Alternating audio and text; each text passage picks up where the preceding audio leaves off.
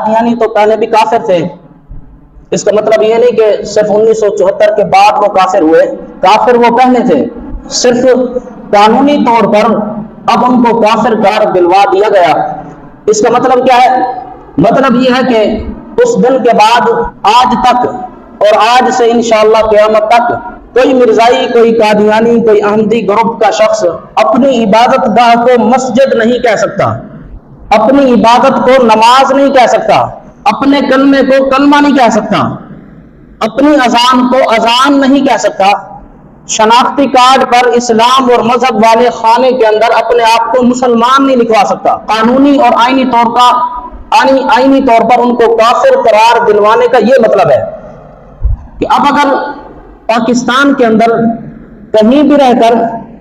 کوئی قادیانی اپنے آپ کو اسلام والے شعائر سے، اسلام کے جو شعائر